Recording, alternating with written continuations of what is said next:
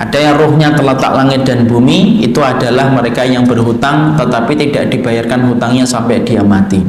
Ada ruhnya mereka itu ditaruh di dalam tembolok burung-burung hijau yang rumahnya di bawah arusnya Allah. Mereka adalah ruh pemilik nyawa yang mati gugur di jalan Allah. Ada ruh juga yang mereka di atas periuk dari para pezina yang tidak bertobat sampai dia meninggal dunia. Disitulah kita memahami ruh itu berbeda-beda satu tempat dengan tempat yang lainnya dan tidak sama antara satu tempat dengan tempat yang lainnya. Bismillahirrahmanirrahim. Kajian kitab kita yaitu kajian At-Tadhkirah, saya ingin menyampaikan di dalam mukadimah supaya kita semakin paham kenapa kebutuhan kita mempelajari kitab ini, kitab yang menjadi peringatan dan menerangkan tentang bekal kehidupan orang sebelum dia meninggal dunia. Kenapa kita membutuhkan tema ini untuk kita bahas dalam setiap rutinnya, bulanannya kita membahas kitab ini. Maka setidaknya mukadimah ini akan berusaha untuk membantu supaya kita semakin paham betapa besarnya kebutuhan kita untuk mengetahui ilmu yang berkaitan tentang kematian, persis dengan kitab yang kita kaji, At-Tadhkirah li Ahwalil Mauta wa Umuril Akhirah. Rasulullah SAW bersabda dalam satu riwayat yang sahih. Dalam satu riwayat Bukhari, Rasulullah SAW mengatakan, "Man ahabba liqa Allah, ahabba liqa'ahu, wa man kariha liqa Allah, karihallahu liqa'ahu." Rasulullah SAW menyampaikan, barang siapa orang yang senang bertemu dengan Allah, maka Allah pun akan senang bertemu dengannya kelak. Dan siapapun yang benci bertemu dengan Allah, maka Allah pun akan benci bertemu dengannya kelak. Di situ hadis ini memberikan faedah yang begitu banyak, bahwasanya siapapun mereka, seorang manusia dan seorang hamba, yang apabila dia senang bertemu dengan Allah dan itu melalui kematian, maka Allah pun akan bersuka cita menyambutnya. Dan siapapun yang membenci untuk bertemu dengan Allah, sesungguhnya Allah pun akan membenci untuk bertemu dengannya. Makanya orang yang beriman memandang kematian itu antara harapan dan takut. Harapan itu roja, takut itu khauf. Karena di satu sisi kita takut, kita khawatir bahwasanya amal kita belum mampu untuk mendapatkan surga, dan kita khawatir pula bahwasanya taubat kita belum diterima oleh Allah. Tapi kita juga berharap bahwasanya dengan kematian kita akan bertemu dengan kabar gembira yang telah diberitahukan oleh Allah di dalam Al-Quran dan As-Sunnah. Pahala yang manis atas ibadah kita, pahala yang manis atas ketaatan kita. Dan itulah yang menjadikan orang yang beriman, mereka betul-betul bersuka cita untuk bertemu dengan Allah melalui kematian, maka Allah pun akan bersuka cita bertemu dengannya. Makanya untuk menjadikan diri kita mampu mencintai kematian, karena pada kematian itu akhirnya mempertemukan kita dengan segala macam kebaikan kita, kita harus paham ilmunya, kita harus mengerti maklumat yang menceritakan tentang kematian, supaya bekal mampu kita hadirkan, supaya modal mampu kita usahakan, supaya sebelum kita mati kita tenang dalam kematian itu, kita tinggal memetik buah manis dari apa yang kita tanam dalam kehidupan dunia. Kitab ini, kitab At-Tadhkirah, menyajikan perjalanan-perjalanan yang disampaikan oleh Allah dan Rasul-Nya, oleh perjalanan manusia dari kehidupan sampai kepada kematian. Dan inilah yang menjadikan kita dari kajian kitab ini, kita berharap semoga kita mampu melihat kematian dengan ilmu yang menjadikan kita senang bertemu dengan Allah, supaya Allah pun senang bertemu dengan kita. Itulah yang menjadikan kita membahas kitab At-Tadhkirah. At-Tadhkirah itu adalah peringatan li ahwalil mauta, keadaan orang yang mati, wa umuril akhirah, dan keadaan yang berkaitan tentang urusan akhirat. Maka di sini kita mendapati perkataan dari Abdullah bin Mas'ud. Sesungguhnya Abdullah bin Mas'ud radhiyallahu anhu berkata, apabila malaikat maut datang untuk mencabut ruhnya orang yang beriman, maka malaikat maut berkata, sesungguhnya Rabbmu menyampaikan salam. Makanya ada sebuah ayat yang disampaikan oleh Allah di dalam surat Al-Ahzab ayat yang ke-44, tahiyyatuhum yauma yalqaunahu salam. Maka salam penghormatan kepada orang yang beriman pada hari ketika mereka menemui Allah dengan mengatakan salam. Salam itu kesejahteraan bagi kalian, ketentraman bagi kalian. Disinilah kita mengetahui sesungguhnya ketika seseorang itu akan meninggal dunia, maka datang rombongan itu ada rombongan malaikatur rahmah. Kita bicara dalam konteks yang meninggal itu orang yang beriman. Maka ketika yang meninggal itu konteksnya adalah orang yang beriman, ada malaikatur rahmah dan ada pula malaikat maut, dan mereka memiliki tugas yang berbeda-beda satu dengan yang lainnya. Malaikat maut adalah malaikat yang bertugas untuk mencabut nyawa. Penamaan masyarakat Indonesia menamakan malaikat Israel. Dalam banyak sekali riwayat tidak disebutkan penamaan Israel, tetapi yang paling benar penamaan itu adalah malaikat mautu, yaitu malaikat mauti, yaitu adalah malaikat maut. Jadi yang benar itu malaikat Israel atau malaikat maut, Ustaz. Maka saya lebih cenderung penamaan yang lebih mendekati kebenaran, yaitu adalah penyebutan, yaitu adalah malaikat maut. Karena di dalam Al-Quran pun kita menjumpai Allah tidak menyebutkan malaikat maut, tapi Allah menyebutkan, yaitu adalah Allah tidak menyebutkan malaikat Israel, Allah menyebutkan yaitu adalah malaikat maut ya. Makanya saya lebih cenderung untuk menyampaikan sesungguhnya malaikat yang mencabut nyawa yaitu adalah malaikat yang disebut dengan malaikatul maut ya. Maka disinilah kita mendapati dan menjumpai malaikat maut kemudian datang lalu memberikan salam sebagaimana yang tadi kita bacakan dalam surat Al-Ahzab 44, di mana tahiyyatuhum yauma yalqaunahu salam. Sesungguhnya salam penghormatan kepada orang yang beriman pada hari ketika dia bertemu dengan Allah. Dengan malaikat itu mengatakan salam.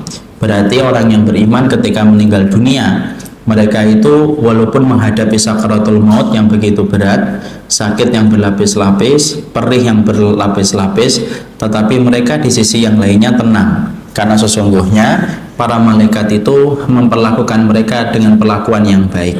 Dan malaikat maut pun memberikan salam kepada orang yang beriman, karena mereka akan datang pada alam barzah dalam keadaan tenang. Mungkin ibu-ibu dan bapak masih ingat saya pernah menyampaikan sebuah hadis Nabi. Orang itu tidak mungkin dijadikan oleh Allah 2 kali takut dan 2 kali aman. Barang siapa mereka yang sudah merasa aman dari adabnya Allah di dunia sampai dia berlaku dosa, berlaku maksiat, maka ketika nanti mati dia berada pada ketakutan. Makanya orang yang dosa, berzina, minum khamar, buka aurat, tidak taat kepada suami, mencarikan harta untuk istrinya dengan cara yang haram, menzalimi istrinya, maka sesungguhnya orang semacam ini adalah orang yang merasa aman dalam kehidupan di dunia. Nanti tepat ketika meninggal dunia, dia dalam keadaan takut. Kenapa? Menggantikan rasa aman dia di dunia. Karena tidak mungkin 2 kali rasa aman dan tidak mungkin 2 kali rasa takut. Makanya orang yang beriman ketika meninggal dunia dibawa ke liang kuburnya, dia dalam keadaan tidak ketakutan. Dia mengatakan kepada orang-orang yang memikulnya ketika jenazahnya dibawa ke alam kubur, maka kemudian dia mengatakan qaddimuni, qaddimuni.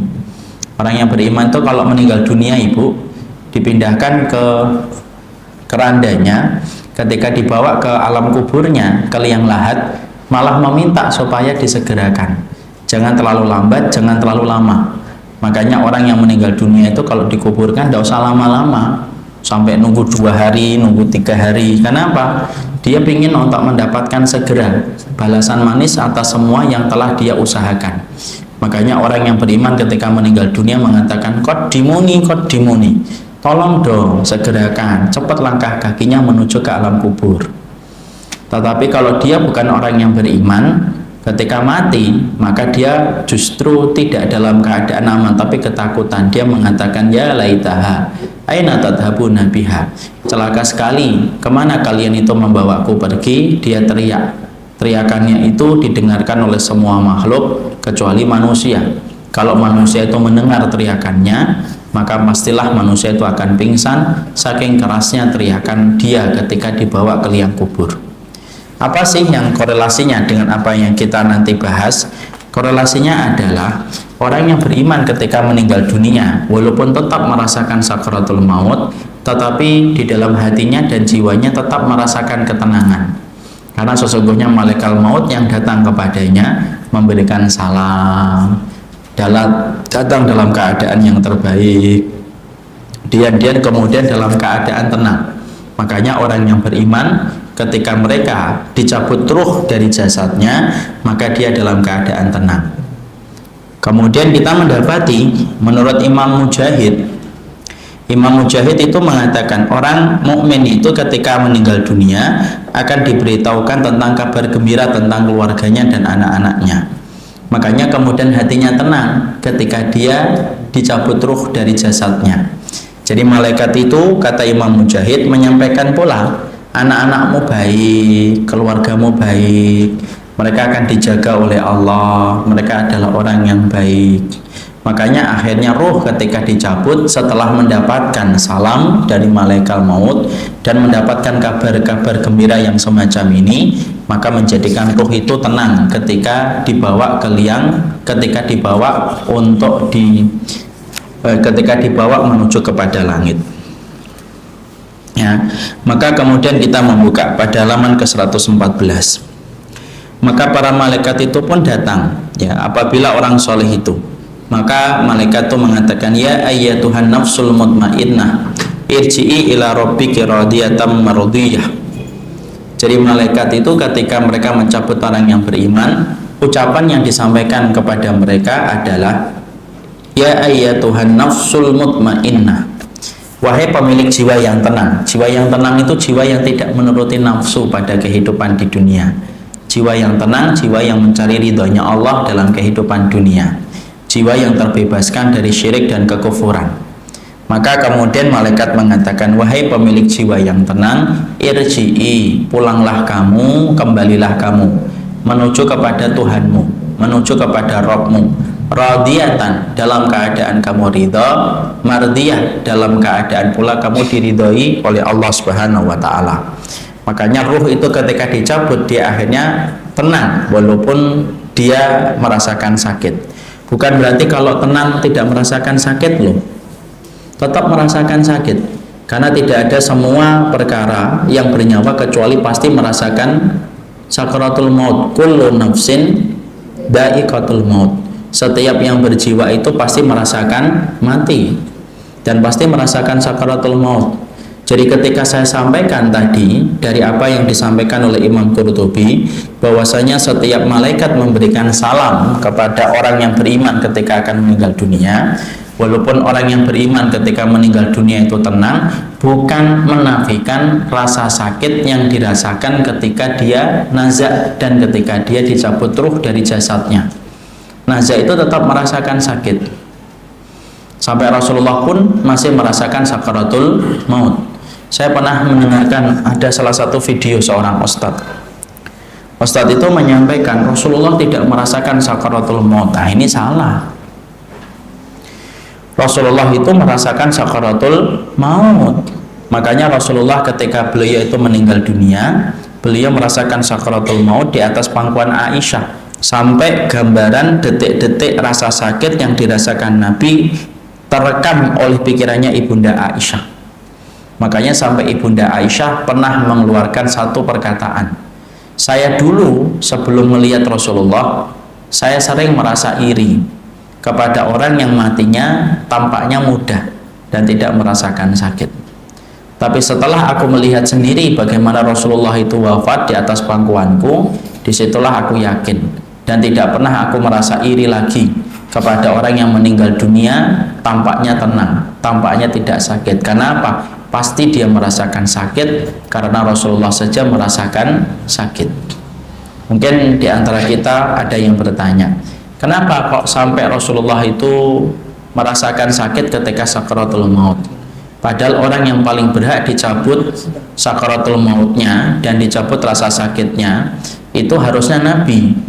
Tetapi kenapa Nabi Muhammad kok merasakan sakaratul maut? Nah, ibu-ibu dan harus ngerti. Nabi itu merasakan sakaratul maut karena sesungguhnya ada dua faedah yang disebutkan oleh Imam Al-Qurtubi.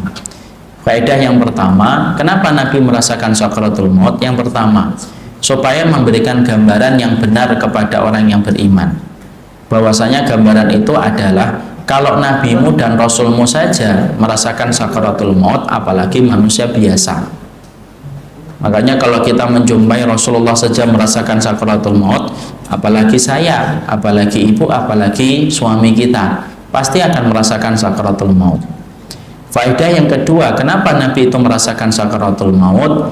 Karena sesungguhnya para Nabi itu ujiannya dan cobaannya berat. Dan cobaan itu diberikan oleh Allah sampai detik-detik sebelum mereka berpindah ke alam barzah. Allah masih memberikan cobaan yang begitu berat kepada mereka.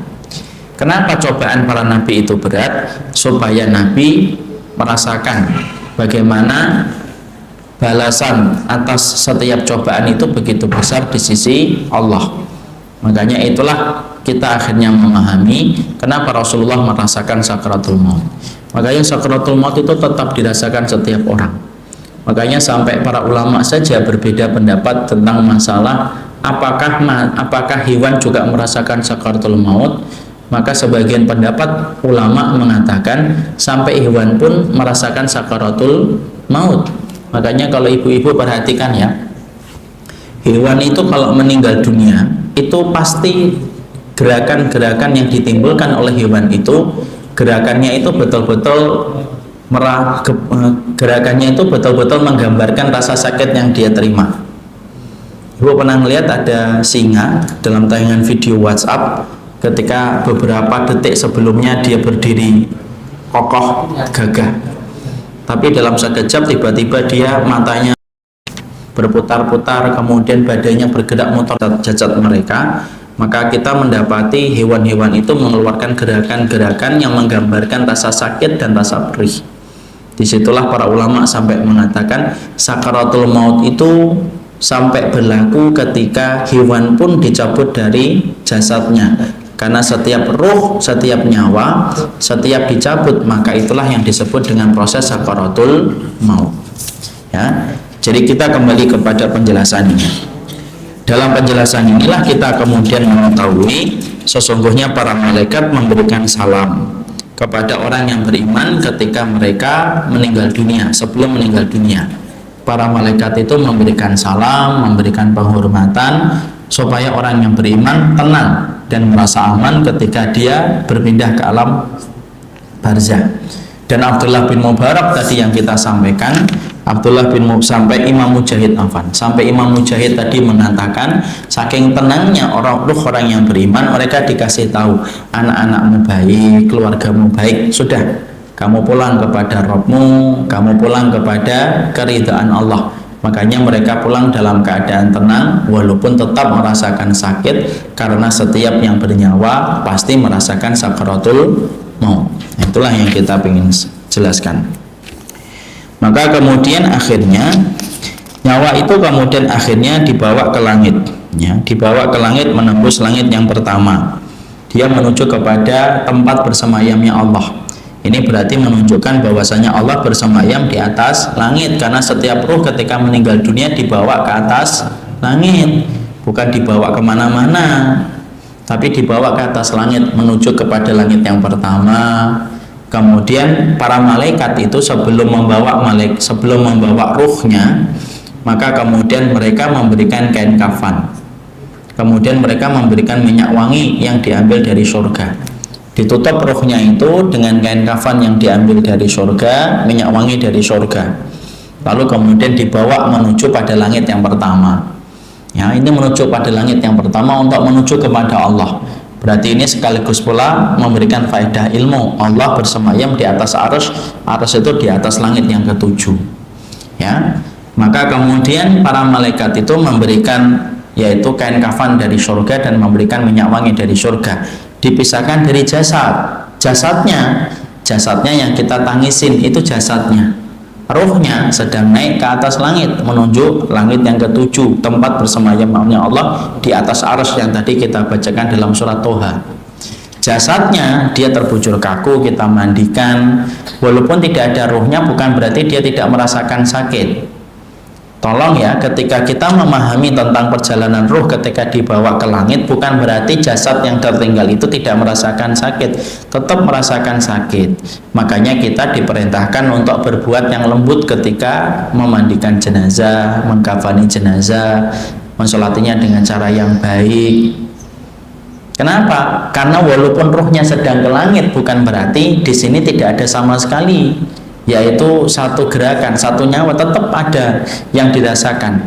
Makanya kenapa kita diperintahkan ketika sama orang yang telah meninggal dunia, diperintahkan jangan kasar, jangan dipukul-pukul ketika kita memandikan, karena walaupun ruhnya naik ke atas langit, dia itu jasadnya tetap secara sunnah kita diperintahkan untuk berlaku yang lembut, karena Rasulullah memberitahukan kepada kita, inna kasra admal mayyiti kakasri admal hayyi.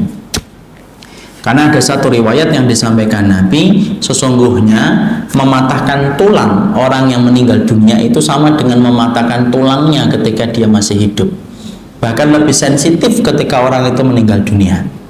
Makanya kenapa kalau kita memandikan harus lembut, kenapa ketika kita mengkafani harus lembut, pelan-pelan, jangan, nggak boleh kasar. Nggak boleh orang beralasan ini sudah tidak ada ruhnya bu, tidak apa-apa. Karena kan ada ya penyelenggaraan jenazah itu yang mereka kasar. Saya pernah melihat sendiri ada penyelenggaraan jenazah itu bagian belakangnya si mayat itu dimasukkan selang itu. Masya Allah, dibolak-balik kayak bolak-balik ikan dia. Tidak boleh.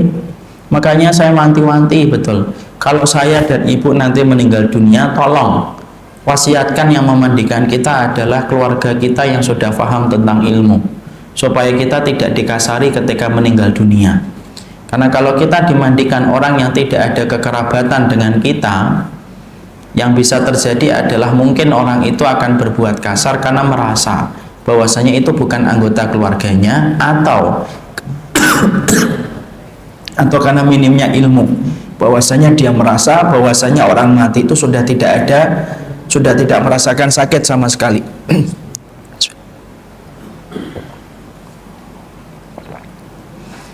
Jadi itu salah. Jadi orang mati walaupun ruhnya naik ke atas, tetapi jasad yang sedang ada di hadapan kita itu masih merasakan sakit walaupun ruhnya naik ke atas. Makanya kita memandikan dalam cara yang baik. Makanya saya nggak bisa bayangkan ya ibu ya, kalau kemudian kita mendapati pada keyakinan agama-agama yang lain, sampai mereka ketika memperlakukan jenazahnya dengan berbagai macam cara, yang menurut kita setelah kita memahami hadis tadi, kita bayangkan rasa sakitnya itu apa. Ada yang dibakar. Kalau di salah satu negara itu ibu, di Tibet kalau tidak salah, itu sampai kemudian jasad itu dikumpulkan dulu kalau mati beberapa hari. Nanti kalau sudah terkumpul dibawa ke tebing-tebing yang tinggi, yang di situ ada tempat-tempat ibadahnya para rohib-rohib mereka. Kemudian dagingnya itu dipotong-potong ya, dipotong. Loh, nggak pernah lihat videonya ya? Potong-potong videonya, dipotong-potong itu, kemudian dagingnya, videonya ada, kemudian dikumpulkan dalam bak ibu. Itu sudah berkerumun itu, yang berkerumun itu adalah yaitu burung pemakan bangkai, dan jumlahnya itu bisa sampai ratusan. Nanti setelah terkumpul semua dagingnya disebar, dimakan sama burung pemakan bangkai, karena menurut mereka dengan itu kemudian burung-burung itu akan membawa daging itu ke atas langit untuk menuju kepada kahyangan. Itu kita bayangkan, kalau Rasulullah itu mengatakan mematahkan tulang orang yang hidup saja sudah terasa sakitnya, dan kita merasakan sakitnya yang luar biasa, padahal itu baru mematahkan tulang orang yang meninggal dunia, itu sudah terasa ketika dia meninggal dunia, apalagi sampai dipotong, sampai dibakar, sampai diremukkan tubuhnya. Nah, kita bisa bayangkan betapa beruntungnya kita ketika mengenal Islam, akhirnya kita terhindar dari segala macam kerusakan dunia dan akhirat kita. Maka disitulah kita harus paham. Jadi akhirnya roh itu kemudian dibawa ke atas langit, dia dalam keadaan tenang. Kenapa dia tenang? Tadi kita sampaikan perkataan Imam Mujahid, Para ruh itu ketika dibawa ke atas langit dia tenang, dia tidak melongok-longok ke bawah gitu. Karena apa? Karena dia sudah diberitahukan tentang kabar gembira dari keluarganya. Makanya dia menghadapi satu urusan yang baru, yaitu alam yang baru. Dan alam itu adalah alam barzah. Dan tentunya kita paham ya, alam barzah itu apa? Alam yang memutuskan hubungan dia dari kehidupan dunia. Dan kita harus paham kenapa disebut dengan barzah. Disebut dengan barzah karena sesungguhnya kita tidak mampu lagi untuk kembali dalam kehidupan di dunia. Dan disebutnya barzah itu kenapa? Karena sesungguhnya barzah itu artinya tembok dan benteng yang kokoh yang tidak mungkin ditembus, itu namanya barzah. Makanya Allah menyebutkan di dalam surat Al-Mu'minun ayat yang ke-100. Allah berfirman, la'alli a'malu shalihan fima tarakt. Semoga aku ini kemudian beramal soleh terhadap apa yang aku tinggalkan dari amal soleh itu. Kalla innaha kalimatun huwa qailuha. Ya tidak mungkin, itu hanyalah perkataan yang disampaikan orang yang menyampaikan. Wa min waraihim barzakhun ila yaumi yub'atsun. Sesungguhnya di belakang mereka itu barzah, pada waktu yang di belakang mereka itu barzah yang tidak mampu ditembus sampai hari nanti berbangkitnya manusia. Makanya disebut dengan alam barzah, karena dia tidak bisa balik lagi dalam kehidupan di dunia. Maka disinilah kemudian akhirnya ruh itu dibawa ke atas langit. Kemudian dia membawa minyak wangi yang kemudian dibawa oleh para malaikat, dan akan membawa pula yaitu kain kafan yang diambilkan dari kain kafan penduduk surga. Maka kemudian akhirnya keluar nyawa itu. Lalu roh itu diterangkan dalam riwayat itu kembali, roh itu akan menghadapi pintu langit yang pertama, karena setiap langit itu memiliki pintu. Fastaftahu lahumul bab. Mereka meminta supaya dibukakan pintu langit yang pertama, supaya dibukakan pintu langit yang pertama. Maka kemudian langit yang pertama pintunya membuka. Lalu kemudian naiklah ruh itu, diapit oleh malaikat menuju kepada langit yang pertama. Ketika menuju kepada langit yang pertama, seluruh para malaikat itu kemudian berkata, manir ruhu hadat thayyib, yaitu siapa pemilik ruh yang baik ini. Dalam satu riwayat Muslim dari Abu Hurairah, maka sesungguhnya yang akan menemani ruh itu ketika naik ke langit itu dua malaikat di sisi kanan dan sisi kirinya. Jadi dalam satu riwayat yang disampaikan dalam riwayat Abu Hurairah, satu riwayat yang sahih dari riwayat Muslim. Jadi ketika ruh itu sudah menuju ke langit, akan dibawa oleh malaikatur rahmah. Malaikatur rahmah itu dua, mengapit kanan dan kiri. Kemudian menuju kepada langit yang pertama.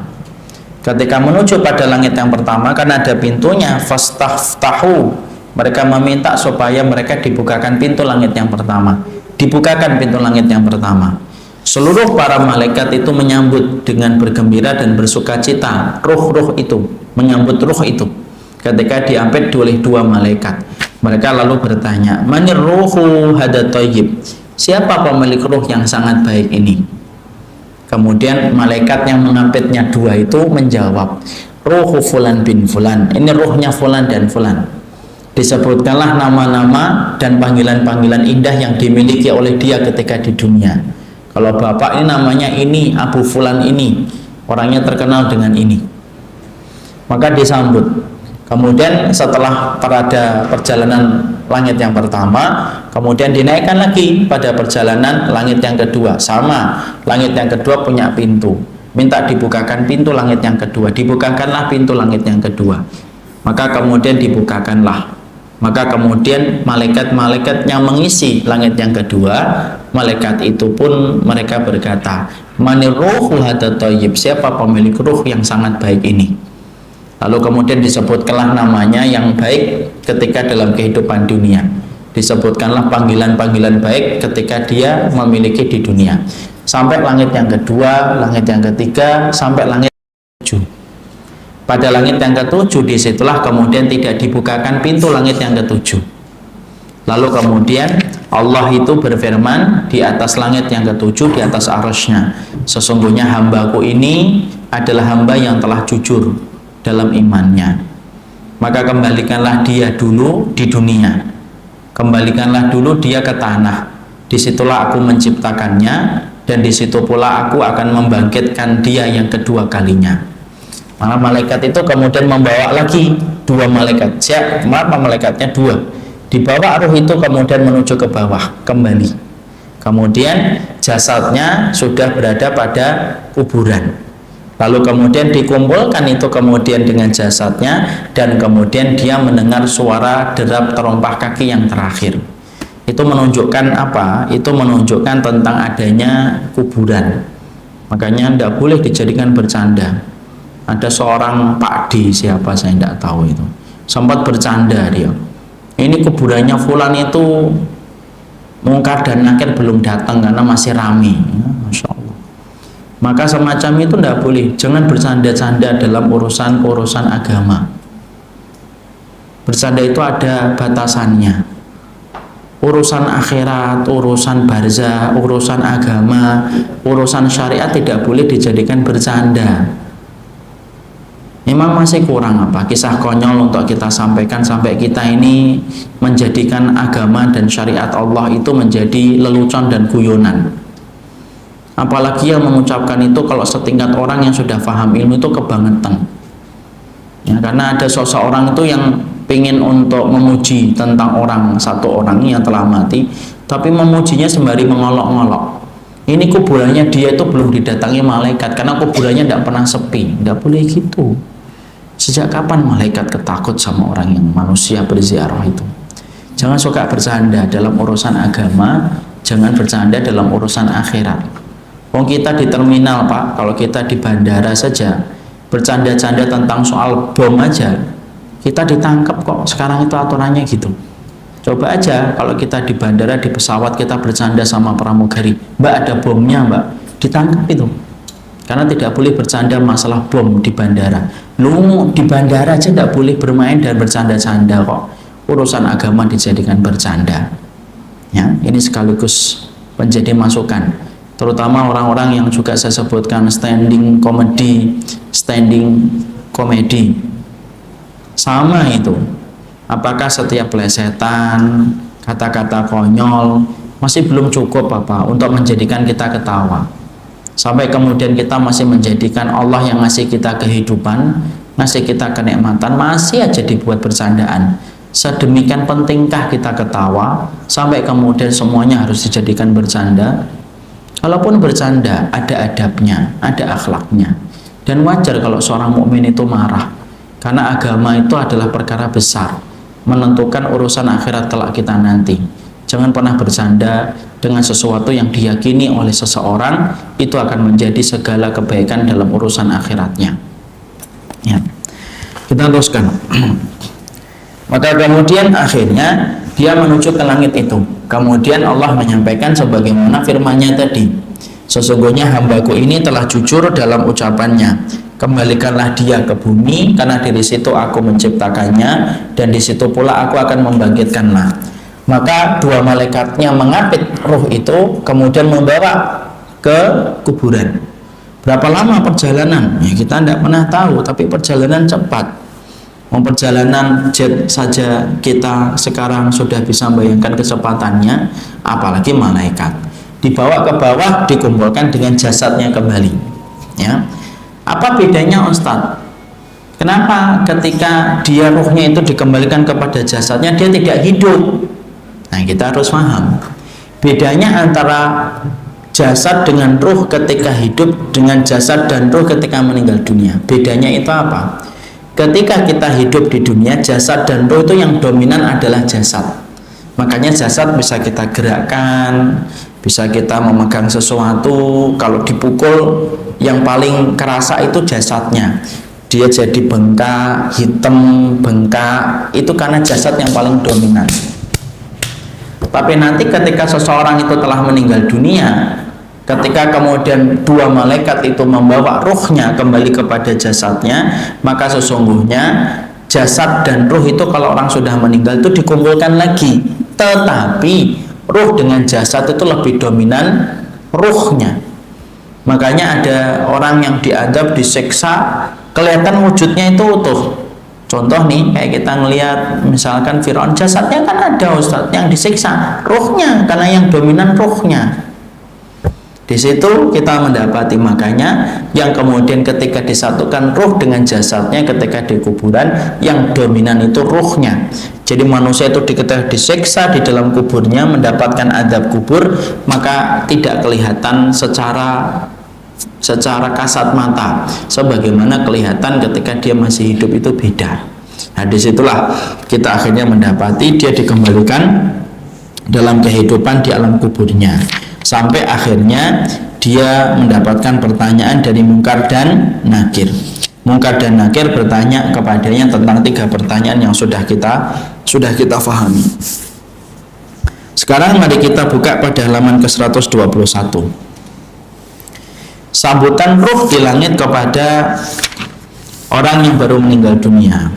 Ya.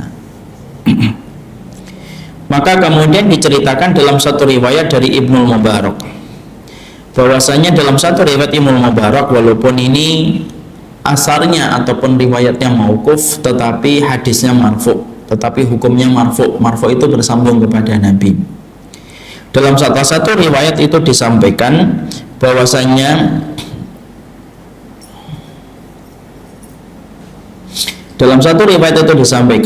apabila nyawa seorang mukmin telah dicabut, maka disambut oleh hamba-hamba Allah yang mendapatkan rahmat, sebagaimana mereka menyambut kedatangan pembawa kabar gembira di masa di dunia. Hamba-hamba Allah itu menyambutnya seraya berkata, perhatikan saudara kalian ini dan biarkanlah istirahat dulu, karena dia baru saja mengalami kejadian besar. Artinya, dari penjelasan sepenggal riwayat ini kita mengetahui roh itu ketika dicabut nanti akan ketemu dengan ruh-ruh yang lainnya.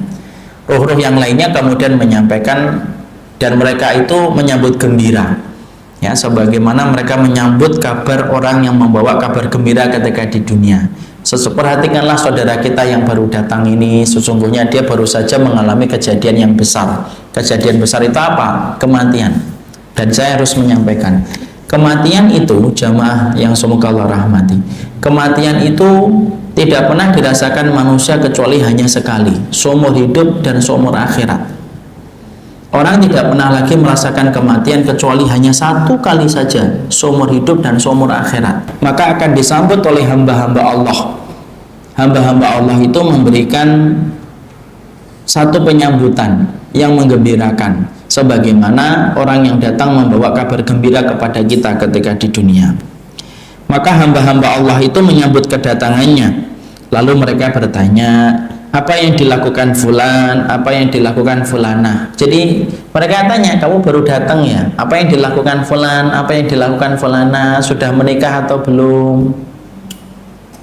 Maka itulah yang ditanyakan ruh-ruh yang telah duluan, karena mereka dipertemukan oleh Allah, dan bagi Allah itu mudah mempertemukan ruh itu. Maka apabila mereka bertanya kepadanya tentang orang yang mati sebelumnya dan mendapatkan jawaban dia telah meninggal dunia, maka sesungguhnya mereka mengucapkan, oh dia sudah meninggal dunia, tapi tidak dipertemukan ruhnya. Mereka mengatakan inna lillahi wa inna ilaihi rajiun, dan itu akhirnya mereka rasakan.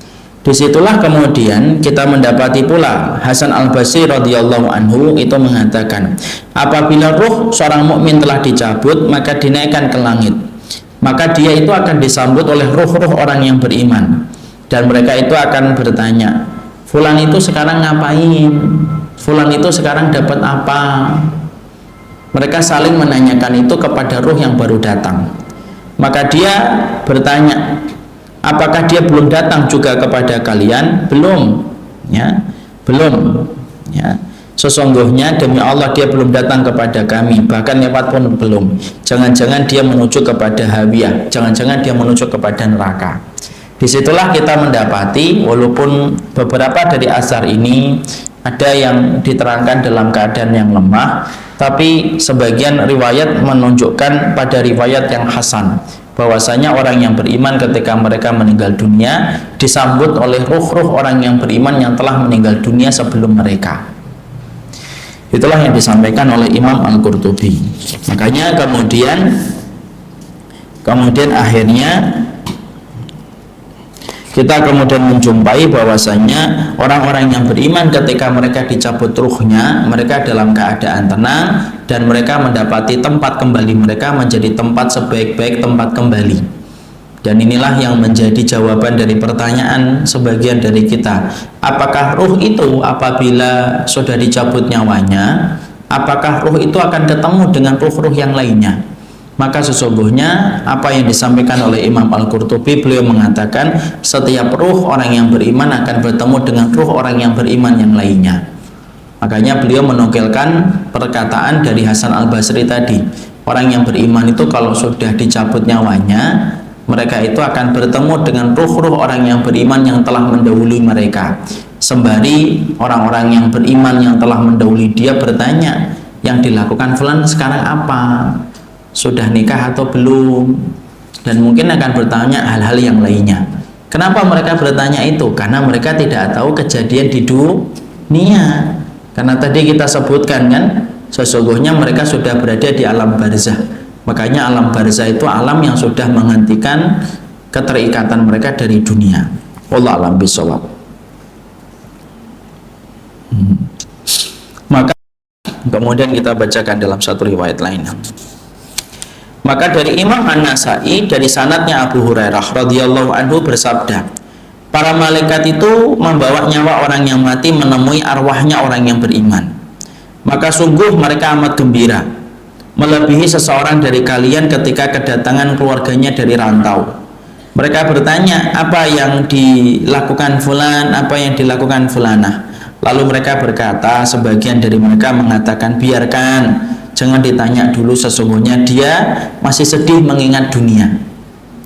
Dan ketika nyawa itu balik bertanya, bukankah fulan itu telah datang kepada kalian? Ruh-ruh itu menjawab, rupanya dia dibawa kepada Hawiyah. Hawiyah itu adalah sebuah tempat di neraka, dibawa kepada tempat seburuk-buruknya kembali. Hadis ini merupakan hadis yang hasan dan dinyatakan sahih oleh Imam Al-Albani rahimahullahu ta'ala di dalam kitabnya As-Sahihah. Jadi menjelaskan kepada kita bahwasanya orang yang beriman itu nanti akan dipertemukan dengan ruh-ruhnya orang yang beriman yang mati, yang kemudian sama-sama beriman, kecuali yang masuk neraka.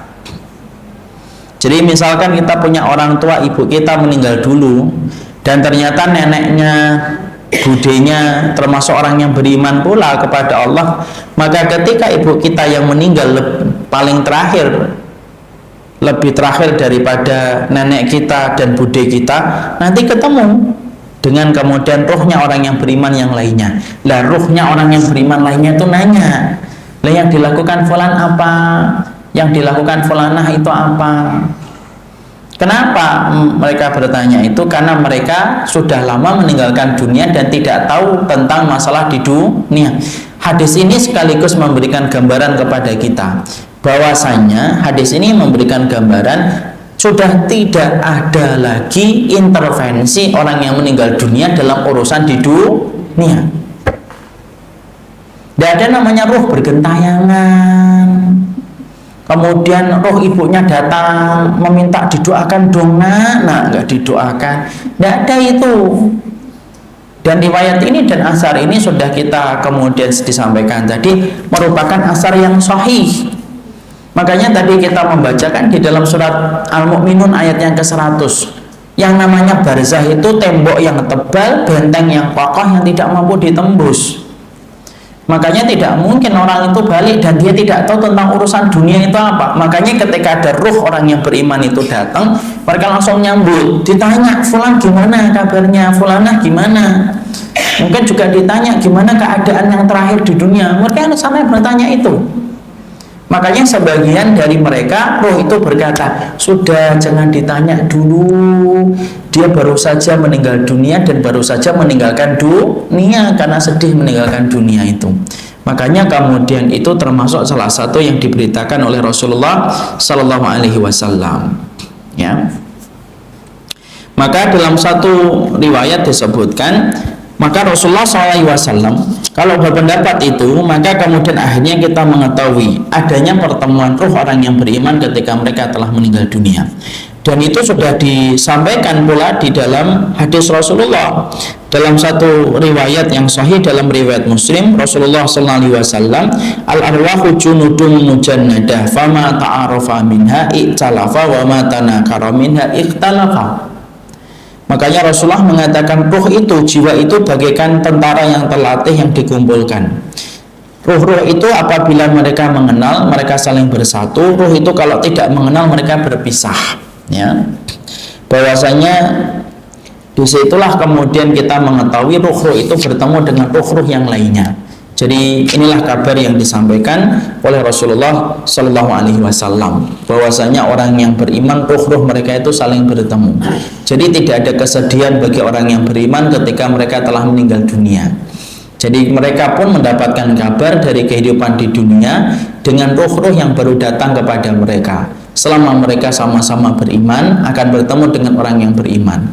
Siapa ruh yang tidak bertemu? Yaitu ruh-ruh yang mereka tempat kembalinya kepada hawiyah. Ruh-ruh yang kembalinya yaitu kembalinya kepada ruh-ruh yang kembalinya itu kepada neraka, dan ruh-ruh yang kembalinya kepada siksa Allah. Ruh-ruh yang kembalinya kepada siksa di neraka, itulah yang kemudian tidak bertemu dengan satu dengan yang lainnya. Jadi disinilah kita memahami, jadi itu menjawab sebagian pertanyaan dari kita. Jadi orang tua kita nanti ketika ini mereka akan bertemu dengan ruh-ruhnya orang yang beriman, dan itu merupakan bagian dari penjelasan yang disampaikan oleh Rasulullah SAW. Maka sebelum kita melanjutkan pada pembahasan berikutnya, halaman 126, saya ingin menyampaikan dulu bahwasanya tempatnya ruh itu berbeda-beda satu dengan yang lainnya. Jadi tempatnya ruh itu beda-beda, tidak pada satu tempat.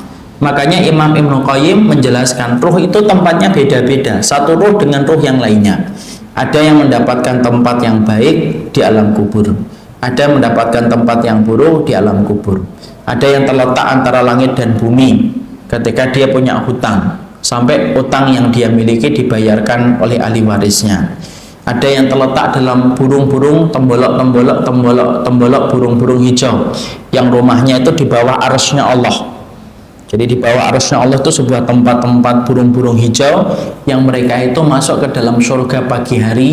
Mereka menikmati apa yang di surga, walaupun hanya dalam tembolok burung-burung hijau. Kembalinya mereka di bawah arsy-Nya Allah di waktu sore. Masya Allah, di bawah arsy-Nya Allah kayak apa itu?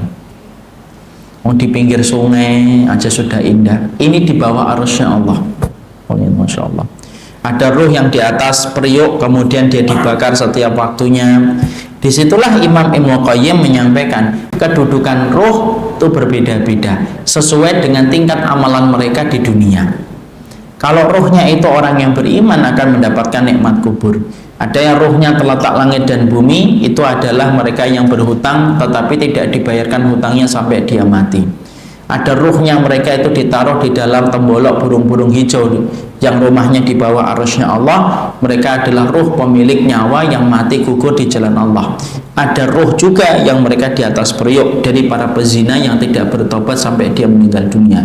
Disitulah kita memahami ruh itu berbeda-beda satu tempat dengan tempat yang lainnya, dan tidak sama antara satu tempat dengan tempat yang lainnya, dan semua itu kembalinya berdasarkan kepada amalan dan keimanan ketika dalam kehidupan di dunia. Tapi itulah yang kita harus paham. Maka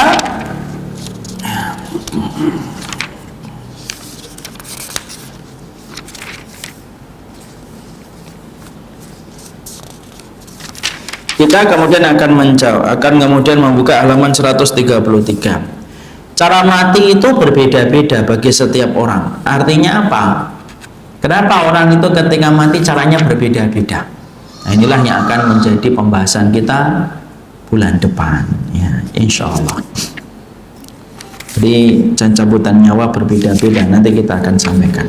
Jadi artinya dari semua materi yang tadi kita sampaikan, kita akhirnya mengetahui bahwasanya ruh ketika dicabut, maka yang mencabutnya adalah malaikatul maut.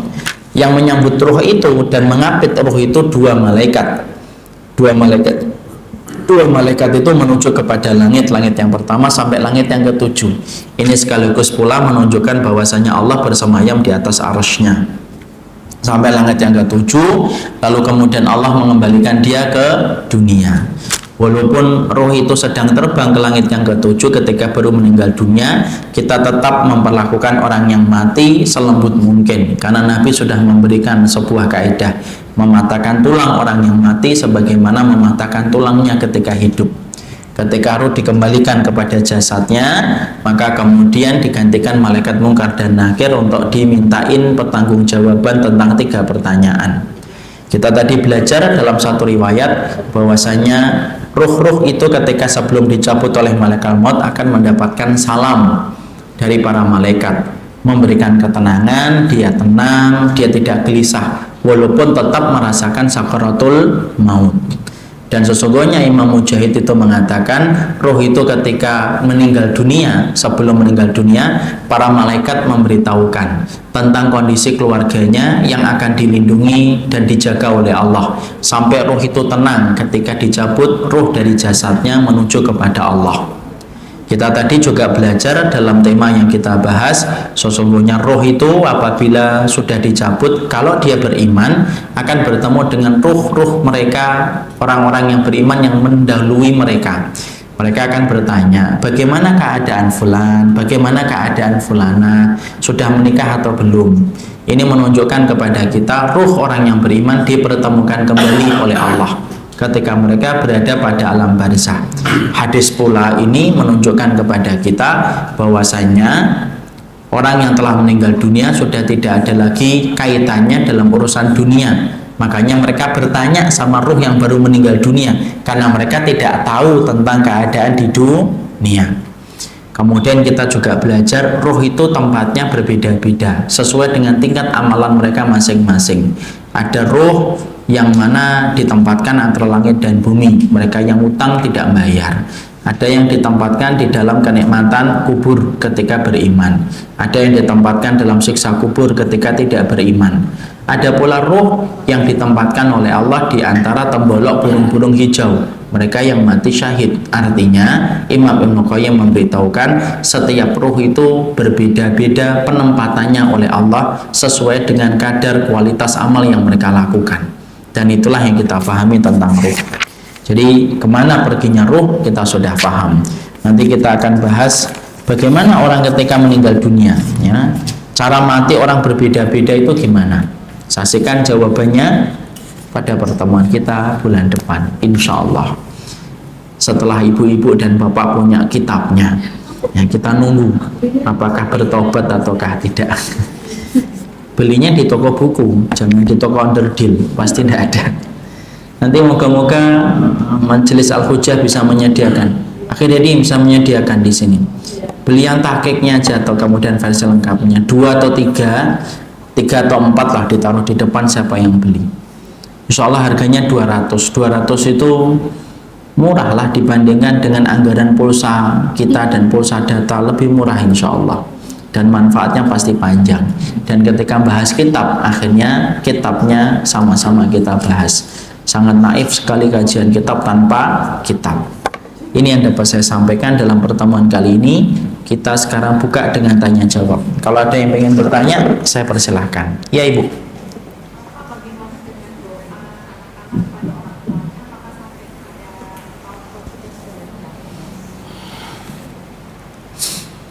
Doa anak kepada orang tua itu nyampe atau tidak? Nyampe kalau anaknya solih, Ibu. Kalau anaknya tidak solih, anaknya kafir, tidak sampai.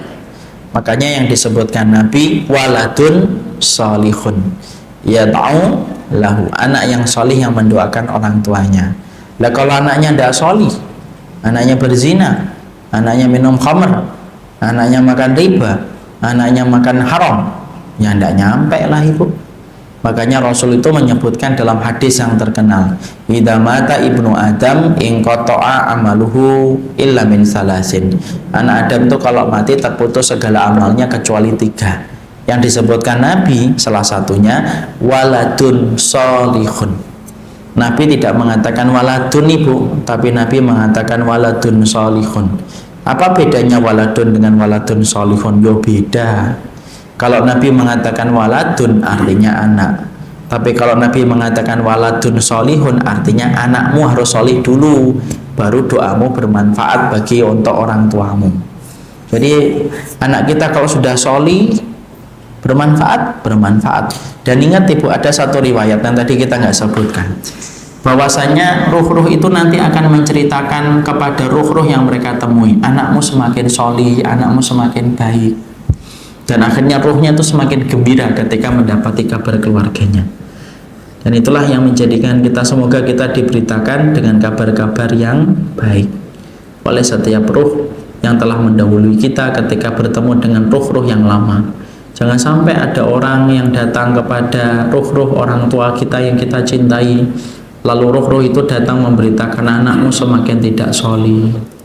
Waliyadzubillah. Dan kita berlindung dari itu.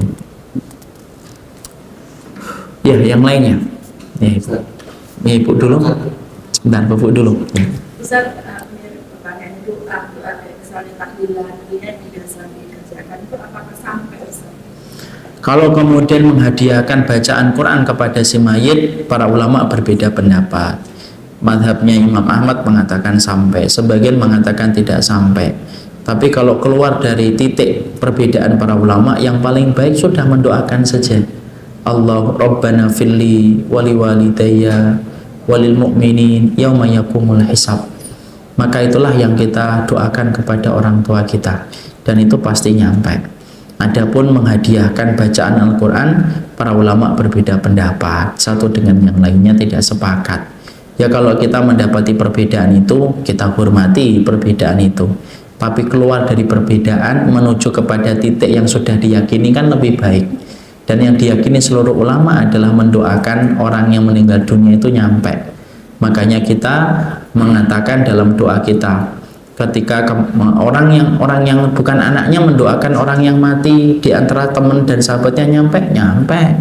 Makanya kita sholat jenazah mengucapkan Allahumma firlahu warhamhu wa'afihi wa'fu anhu.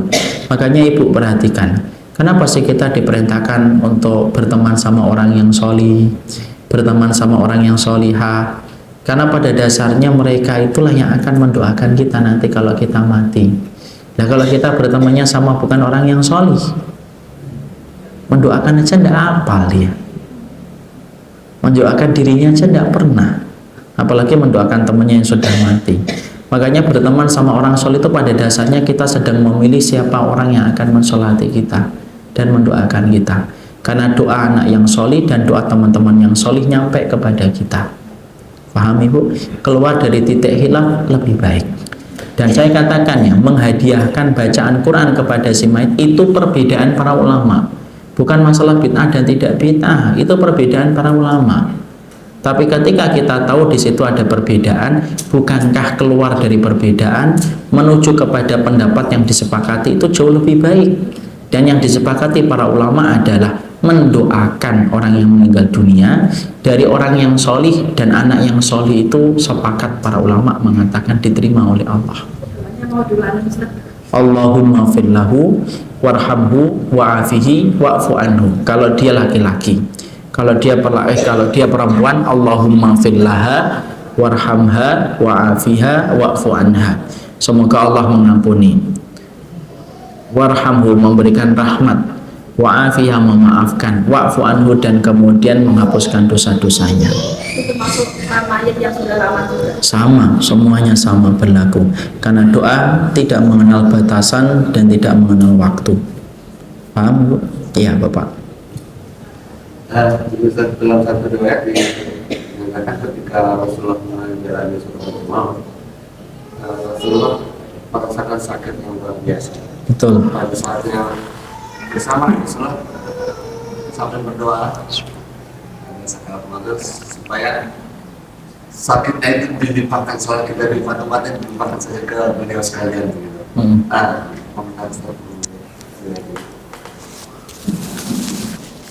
Saya belum tahu tentang riwayat itu Bapak.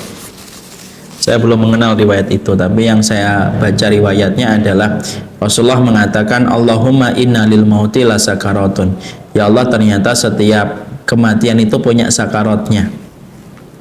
banyak sakaratnya. Adapun beliau meminta supaya setiap sakaratul maut setiap manusia dari antara umatnya ditujukan dan dilimpahkan kepada beliau saja, saya belum pernah menjumpai riwayat itu. Wallahu a'lam bishawab. Nanti kita coba cek kembali bagaimana keberadaan hadisnya dan riwayatnya.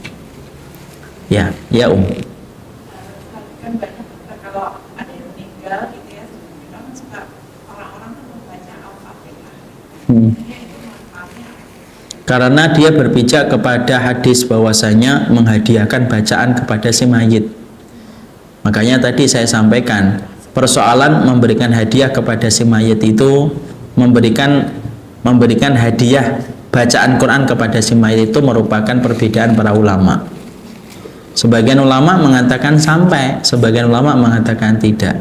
Kalau saya memiliki pandangan, kalau kita mengetahui di situ ada perbedaan, maka lebih baik bagi kita untuk menuju kepada pendapat yang lebih disepakati. Dan pendapat yang lebih disepakati adalah mendoakan orang yang meninggal itu semoga dia diampuni dosanya. Makanya contohnya doa yang jelas itu semua ulama sepakat bahwasanya Allahumma firlahu warhamhu wa'afihi wa'fuan, jelas itu. Tidak ada yang mengatakan tidak nyampe kalau dia orang soleh itu nyampe.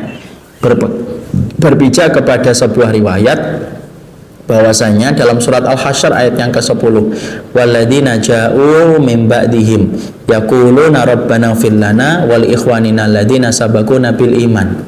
Orang yang beriman itu mendoakan ampunilah kami dan ampunilah orang-orang sebelum kami yang telah mendahului kami dalam keimanan. Artinya doanya orang yang beriman kepada orang yang beriman yang telah meninggal dunia itu nyampe, dan itu tidak ada perbedaan. Makanya keluar al-khuruj minal khilaf, keluar dari titik khilaf, kemudian menuju kepada sesuatu hal yang sudah diyakini dan disepakati para ulama, itu jauh lebih baik dan melegakan kita daripada kita nanti ngutek-ngutek gini, ada yang mengatakan nyampe, ada nggak nyampe, nggak nyampe. Dan kalau saya sampaikan masing-masing ada dalilnya, nanti malah justru jadinya apa? Bukannya mendoakan, akhirnya bertengkar dulu antara yang hidup. Yang mati nggak jadi didoakan, akhirnya yang hidup bertengkar duluan. Ya namanya perbedaan kan sudah tidak bisa kita apain, itu perbedaan para ulama. Tapi kalau kita mengatakan Allahumma firlahu, insya Allah itu justru jelas diterima oleh Allah Subhanahu Wa Taala. Iya.